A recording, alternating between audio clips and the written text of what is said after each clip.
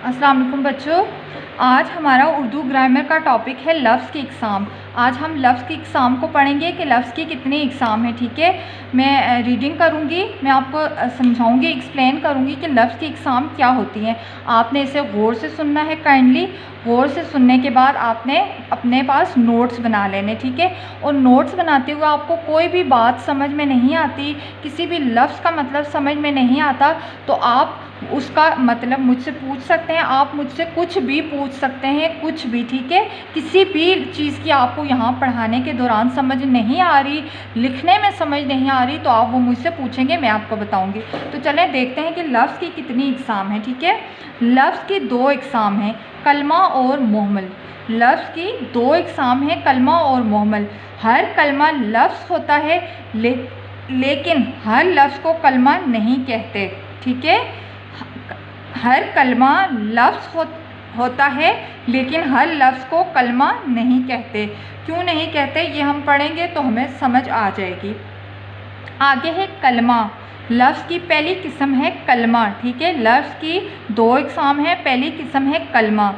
कलमा वो लफ्ज़ जिसके कुछ ना कुछ मायने हों, यानी बामानी लफ्ज़ कलमा कहलाते हैं, जैसे किताब, स्कूल, लड़का, लड़की वगैरह। अच्छा बच्चों, ऐसे अल्फाज जो हम रोज़मर्रा रूटीन में बोलते हैं, हम इस्तेमाल करते हैं, ऐसे अल्फाज जिनके कुछ मतलब हों, जैसे कि हम कहते हैं अम्मी मुझे रोटी दें। ठीक है, तो हमने जो लफ्ज़ रोटी बोला, लफ्ज़ एक लफ्ज़ की बात हो रही है, जुमले की बात नहीं हो रही। ठीक है, सिर्फ़ एक लफ्ज़ की बात हो रही है, तो मैंने एक जुमला इस्तेमाल किया, जुमले में एक लफ्ज़ का इस्तेमाल किया, रोटी।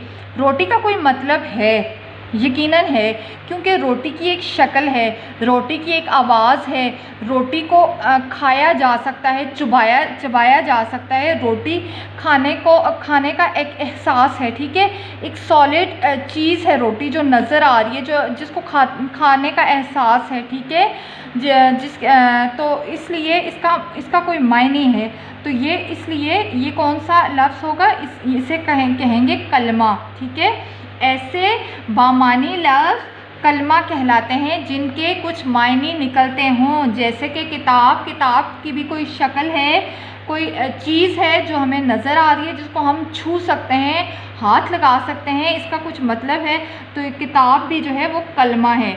स्कूल, लड़का, लड़की वगैरह आप समझ गए होंगे। ठीक है, ये सब ऐसी चीज़ें हैं, ऐसी कि इन्हें हम देख भी सकते हैं, छू भी सकते हैं, हमें नज़र भी आती हैं, तो ये सब बामानी चीज़ें हैं, इनके मानी हैं, इसलिए ये सब कलमा हैं।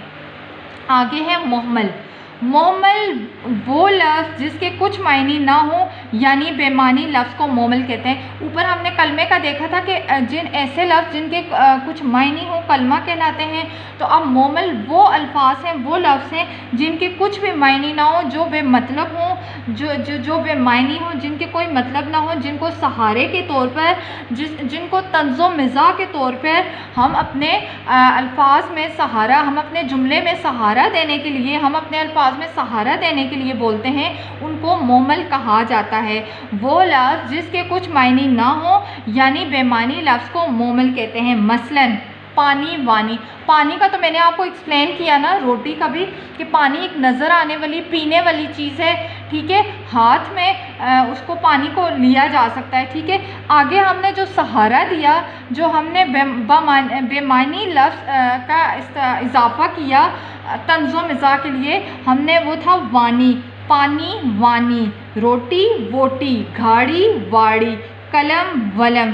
किताब, शताब। झूठ, मूठ। इनमें पानी, रोटी, घाड़ी, कलम, किताब, झूठ कलमा हैं, क्योंकि इनके मतलब हैं, इनके मायने हैं। जबकि वानी, वोटी, वाड़ी, वलम, शताब, मोट सब मुहम्मल हैं, क्योंकि ये बेमायने हैं, इनके कोई मतलब नहीं है, इनको हमने सिर्फ सहारा दिया है।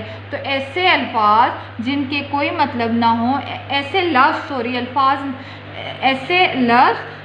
जिनके कोई मतलब ना हो, उन्हें मुहम्मल कहते हैं। अब मैंने आपको आज पढ़ाया लफ्ज़ की इक़साम, ठीक है। मैंने आपको बताया कि उसकी 2 इक़साम है, एक तो है कलमा, दूसरा है मुहम्मल। कलमा वो था जिसके कुछ वो लफ्ज़ जिसके कुछ मायने होते हैं, मुहम्मल वो लफ्ज़ जिनके कुछ मायने नहीं होते। तो कलमे की भी मैंने आपको मिसाल दी और मुहम्मल की भी। कलमे की थी किताब, पानी, रोटी, लड़का, स्कूल, ठीक है। मुहम्मल ऐसे अल्फाज मैंने इस्तेमाल किए अपनी मिसाल में जिनके कुछ मायने नहीं थे, जैसे वोटी, वाड़ी, वानी, वलन, शताब वगैरह, ठीक है। ठीक है बच्चों, इसी तरह से आपने इसके अब नोट्स बना लेने हैं। नोट्स बनाने के दौरान आपको कोई भी चीज़ समझ नहीं आती, किसी भी लफ्ज़ का मतलब समझ नहीं आता, तो आप मुझसे पूछ सकते हैं, मैं आपको बताऊंगी। ठीक है बच्चों, अल्लाह हाफ़िज़।